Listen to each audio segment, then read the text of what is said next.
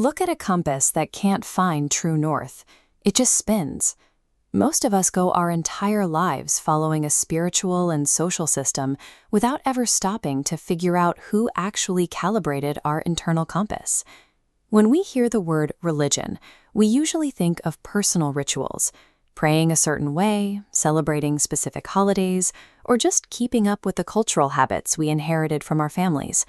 But the Qur'an uses a much heavier word, deen. This graphic outlines the actual scope of deen. It is a complete system of law. It requires total submission, and it demands ultimate authority over how a society and an individual operates. The foundational rule of the Qur'an is clear. This level of absolute authority belongs exclusively to God. No human institution can claim it. Because humans are social creatures, every single person naturally submits to a deen. The only real question is whether you are submitting to the system designed by the Creator or a system built by other people. Societies obviously need human structures. We need governments to maintain public order, and we rely on scholars to help us navigate complex historical and legal texts. But this introduces a tension. Where exactly is the line between respecting a knowledgeable teacher and slipping into personality worship? And at what point does basic civic obedience to a state cross over into spiritual compromise? The Qur'an actually details 3 distinct frameworks of deen. By examining them, we can run a practical audit on where our real authority lies. Without a clear definition of which system you're in, the default is to follow whatever structure is already in place, leaving the most important decisions of your life in the hands of whoever happens to be in charge.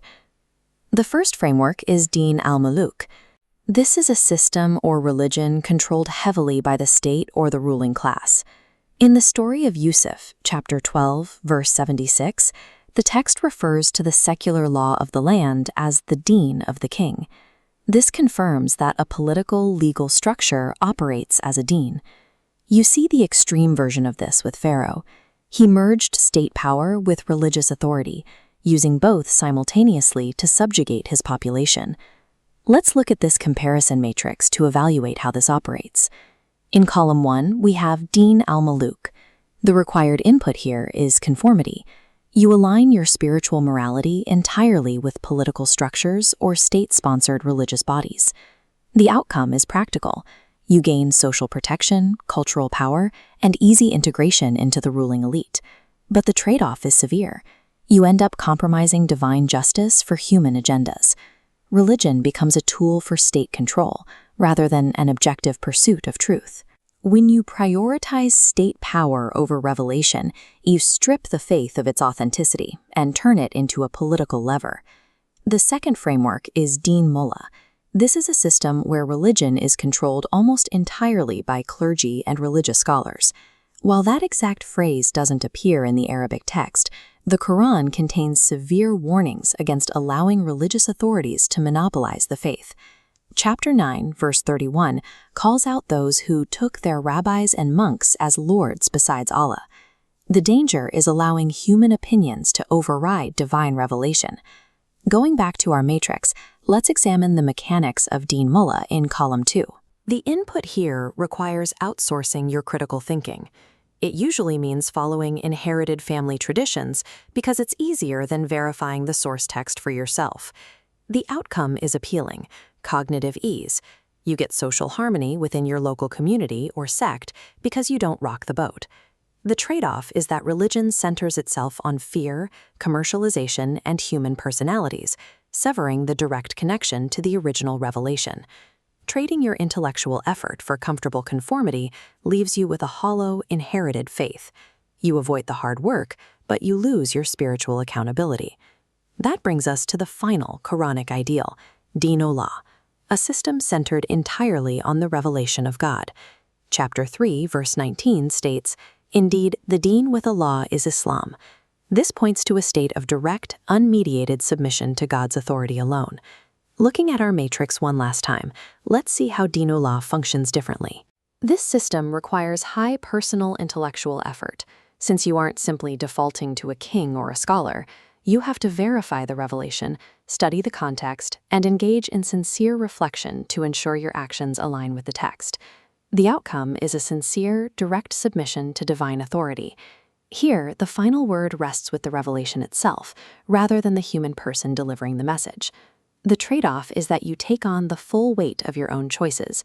You risk creating social friction with cultural habits or local leadership when the revelation points in a different direction.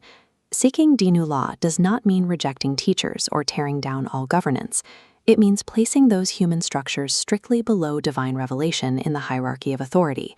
Under this system, scholars and rulers serve as administrators of justice and understanding. They are never replacements for ultimate authority. A revelation-centered deen cannot be passively inherited.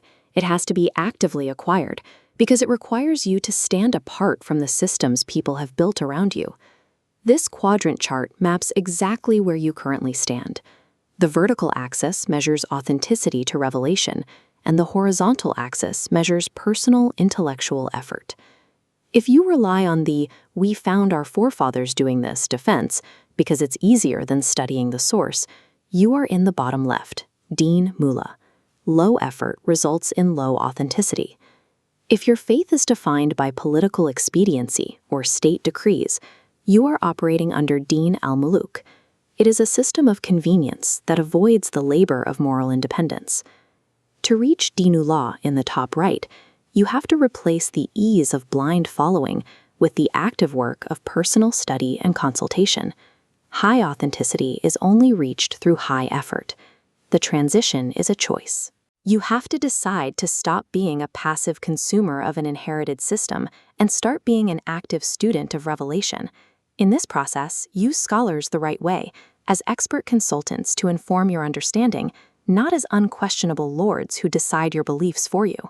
Authentic deen demands the heavy burden of personal responsibility. It forces you to look at your life and consciously choose exactly who holds ultimate